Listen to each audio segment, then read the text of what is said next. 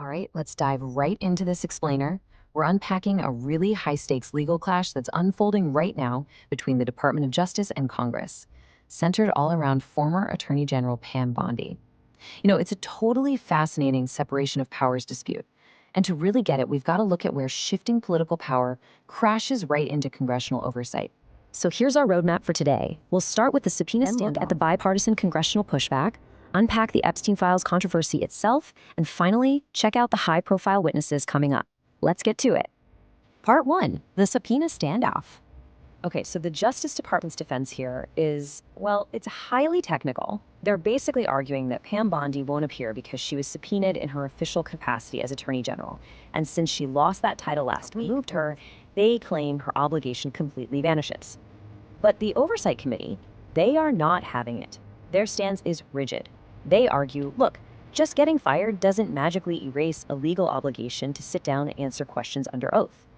And the timeline here is wild. It's a rapid-fire sequence of events that brought these two branches of government to a total head-to-head.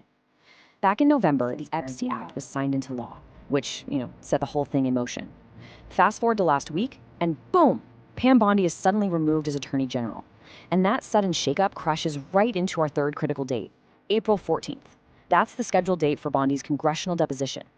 I mean, it is literally the perfect storm for a massive jurisdictional battle. Moving on to part 2, bipartisan congressional pushback. Now, it is the reaction from lawmakers. Take Republican Representative Nancy Mace, for example. She's really highlighting this urgent demand for transparency from the right. She stated, quote, "The American people deserve to know whether Congress was misled and whether information about Jeffrey Epstein and his associates is being withheld." She's publicly pushing the committee to hold the line on Bondi's legal obligation to appear. She's basically saying, hey, losing your job title absolutely doesn't end congressional oversight. And right across the aisle, ranking Democrat Robert Garcia is just as unyielding. I mean, zero room for interpretation here. He's demanding she testify immediately, saying, quote, "If she defies the subpoena, we will begin contempt charges." Think about that for a second.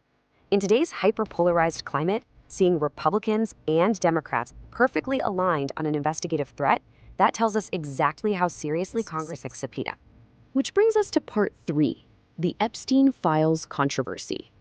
So, why the huge fight? Well, we have to rewind to last November when President Trump signed the Epstein Files Transparency Act.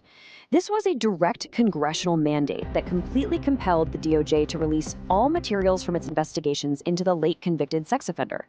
This spark, it led to the release of literally millions of documents, putting huge pressure on both the administration and Bondi to get those files out to the public. But here's the catch. It wasn't the release itself that caused the outrage. It was how it was executed. Lawmakers on both sides are alleging some severe, deeply concerning mismanagement when it comes to victim privacy. They're saying that while millions of documents were dumped, the agency failed to obscure the identifying information of survivors of severe sexual abuse and trafficking. And get this, at the exact same time, they allegedly protected the identities of non-victims. So exposing survivors of sex crimes to further trauma, that's a massive, massive failure of justice in the eyes of Congress, and it's the absolute core of their outrage. And because of that specific alleged failure, James Comer formally summoned Bondi last month. His subpoena letter doesn't mince words. He says, quote, "As Attorney General, you are directly responsible for overseeing the department's collection, review, and determinations regarding the release of files." Because she had that executive authority at the time, the committee firmly believes she holds the keys to understanding what exactly went wrong with this massive document dump. And they want her on the record, plain and simple. Finally, let's look at part 4, witnesses ahead. So it begs the question, right? Who else is being compelled to testify in this sweeping congressional investigation? Well, Pam Bondi's absence is really just one piece of a much, much larger puzzle. The committee is casting an incredibly wide net here. They are pulling in major figures from the absolute highest echelons of global politics and business to finally get to the bottom of the Epstein. Just look at the sheer scale of this net. It's pretty unprecedented. The committee has already compelled former U.S. President Bill Clinton and former Secretary of State Hillary Clinton to testify. Microsoft co-founder Bill Gates, his testimony is set for June. And U.S. Commerce Secretary Howard Lutnick is expected in the coming weeks. When you look at a lineup with this much power and influence, it makes total sense why Congress is digging their heels in over Pam Bondi. They're basically enforcing a strict standard of compliance across the board, absolute highest echelons of global politics and business, to finally get to the bottom of the Epstein case. Just look at the sheer scale of this net. It's pretty unprecedented. The committee has already compelled former U.S. President Bill Clinton and former Secretary of State Hillary Clinton to testify. Microsoft co-founder Bill Gates, his testimony is set for June, and U.S. Commerce Secretary Howard Lutnick is expected in the coming weeks.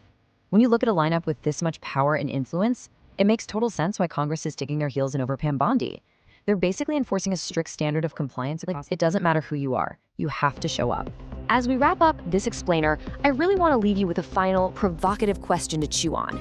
Does a setting change in administration or a sudden firing magically erase the bounds of congressional oversight? Or does the legal obligation to answer to the American people remain intact? You see, this standoff with Pam Bondi isn't just about one single deposition. It's actually a profound stress test of our republic's separation of powers. How this resolves is going to set a distinct, undeniable precedent for how the executive branch interacts with congressional authority for decades to come. Thank you so much for exploring this with me, and I'll catch you on the next explainer.